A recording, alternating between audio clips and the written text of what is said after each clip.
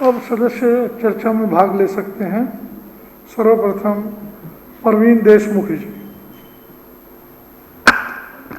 माननीय अध्यक्ष महोदय, बहुत बहुत धन्यवाद। आपने इतने महत्वपूर्ण विषय पर मुझे बोलने का मौका दिया। सभी को पता है यहाँ पे कोरोना का काल के बारे में भी यहाँ पे चर्चा हो रही थी। सभी को पता है कि देश भर में कितनी गंभीर स्थिति है। इस समय लोगों के पास नौकरियाँ नहीं हैं, लोग दाने दाने को मोहताज हैं, लोगों की जॉब्स जा रही हैं। कल में एक अपने जिसमें 37 जेजे क्लस्टर्स में से लगभग 4 या 5 जेजे क्लस्टर जो हैं वो मेरे क्षेत्र में आते हैं, जिसमें करीब 2000 जेजे क्लस्टर में रहने वाले रेसिडेंट जो हैं इस पूरी कार्रवाई से इफेक्टेड हैं। और कल मैं अपने मद्रासी कैंप करके जेजे क्लस्टर है वहाँ पे गया। लोग लिटरली आंखों से आंसू बहा रहे हैं, लोग लिटरली परेशान हैं। वहाँ पे मैं गया तो 10 मिनट में सैकड़ों लोग इकट्ठा हो गए। लोग बेचैन हैं कि जब नोटिस चिपक जाते हैं, नोटिस से एक दहशत सी पूरे इलाके में और पूरे क्षेत्र में फैल गई है कि आखिर इन झुग्गी में रहने वाले लोगों का होगा क्या। और जिस तरीके से ये पूरी साजिशन जो है, ये पूरी कार्रवाई रची गई, मैं इसमें एक लाइन आपको पढ़ के बताता हूं जो एफिडेविट जो है रेलवे ने कोर्ट में जो जमा किया है। Reply and the action taken report by railway to prevent and removal of garbage from the railway premises. मतलब ये सारा जो केस है ये कूड़ा कचरा हटाने के मसले में है। और इसमें आगे जो कार्रवाई होती है वो ये कहते हैं कि 37 जेजे क्लस्टर जो रेलवे लाइन के किनारे बसे हुए हैं, इन सारे जेजे क्लस्टर्स को डिमोलिश कर दिया जाए, हटा दिया जाए। इसका मतलब ये सारे जेजे क्लस्टर्स को एक कूड़ा कचरा मानते हैं। और भाजपा वाले, क्योंकि उन्हें पता है, क्योंकि ये बहुत तरीके से और बहुत योजनाबद्ध ये सारी कार्रवाई हो रही है।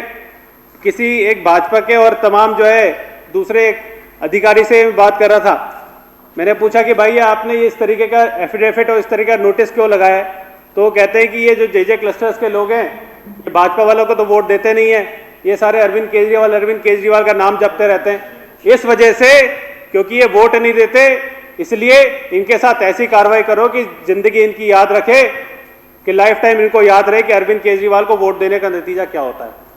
पहले इनने अरविंद केजरीवाल को वोट देने का नतीजा दिल्ली वालों को ये भुगतना पड़ा कि जिस तरीके से दिल्ली में दंगे हुए, वो एक बार भुगतना पड़ा। दूसरा, उसके बाद जो है रेलवे की पटरी पे बसे हुए इन जेजे क्लस्टर्स के लोगों को ये दोबारा ये नोटिस के जरिए और ये एफिडेविट के जरिए उनको सजा देने की कोशिश करी है।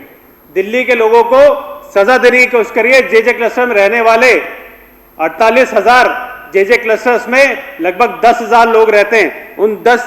10 लाख लोग रहते हैं। उन 10 लाख लोगों को यहाँ पे सजा देने की, उन्हें अरविंद केजरीवाल को वोट देने की, उनको यहाँ पे उसको गुनाह मान के जो इस तरीके से भाजपा वालों ने उन्हें यहाँ पे रेलवे के द्वारा नोटिस भिजवाया है।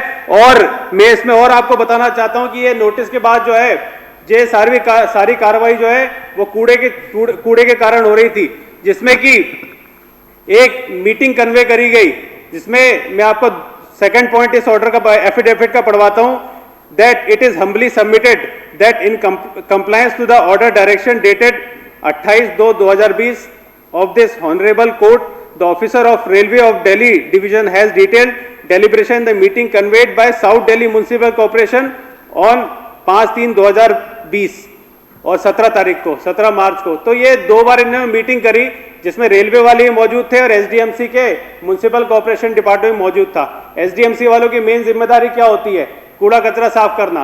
रेलवे पटरी पे तो कूड़ा नहीं होता, कूड़ा जो है वो जेजे बस्ती में होता है, और बस्ती के अंदर कूड़ा साफ करने की जिम्मेदारी एसडीएमसी की होती है। जब यहाँ पे पूरे दिल्ली में स्वच्छता अभियान की लिस्ट बनती है, स्वच्छता सर्वे में एसडीएमसी वाले अगर 47 लोगों का सर्वे हो रहा है तो 46वें नंबर पे जो है एमसीडी आती है, 46वें नंबर पे नगर निगम आती है। तो ये हालत उनकी कूड़े की, जबकि अपने आप को बचाने के चक्कर में कि उन्हें कूड़ा साफ ना करना पड़े, इस ऑर्डर में सुप्रीम कोर्ट को उनके खिलाफ ना ऑर्डर सुना दे, इस वजह से इन्हें सारी साजिशन जो है ये सारी चीजें रची। और एक तरीके से उन्होंने ना रहेगा बांस ना बजेगी बांसुरी, इस मुहिम को चलाते हुए इन्हें सीधे तरीके से एसडीएमसी और रेलवे ने मिलकर एफिडेविट शामिल कर दिया कि जेजे क्लस्टर को हटा दो तो ना गंदगी होगी, ना रहेंगे जेजे क्लस्टर, ना होगी गंदगी।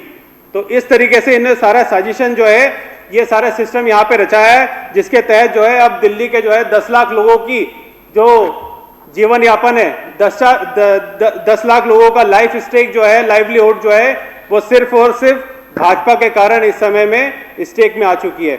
और इसमें एक और लाइन लिख दी गई है कि इसमें कोई भी पॉलिटिकल और इसमें इस जो एफिडेविट में शामिल है कि जैसे अभी राघव जी ने भी बताया कि एफिडेविट में शामिल है कि पॉलिटिकल इंटरवेंशन के कारण जो है ये लोग, रेलवे वाले लोग लगातार झुग्गी बस्ती नहीं हटा पाते। और मैं आपको एक वाक्य याद दिला देता हूं, आज से करीबन 7-8 साल पहले जब आम आदमी पार्टी के संघर्ष के दिन थे, उस समय एक श्रम विहार करके एक जगह हुआ करती थी जहां पे जेजे क्लस्टर के लोग रहा करते थे।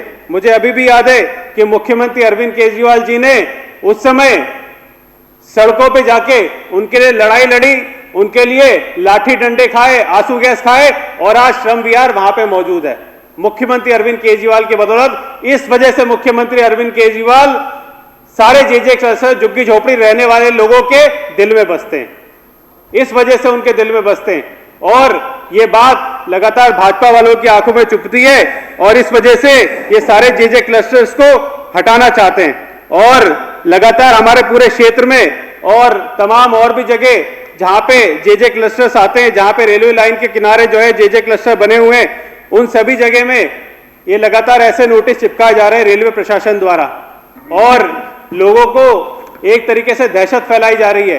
कल में कंक्लूड करिए प्लीज। कल में जी अध्यक्ष जी, ये बहुत गंभीर मुद्दा है, बहुत इंपॉर्टेंट इशू है। आपके इलाके में भी कई सारी ऐसी झुग्गियां हैं, मुझे पता है आपके इलाके में भी शादरा विधानसभा में कई सारी ऐसी झुग्गियां हैं जो रेलवे पटरी के किनारे बसी हुई हैं, और अभी से नहीं 50-50 सालों से लोग वहां रह रहे हैं, लगभग 50-50 सालों से ज्यादा समय से वहां पे लोग रह रहे हैं। और इस समय कोरोना काल में इस तरीके की दहशत फैलाना, इस तरीके की यहां पे उनको ब्लैकमेल करना लोगों के लिए बहुत निंदनीय है।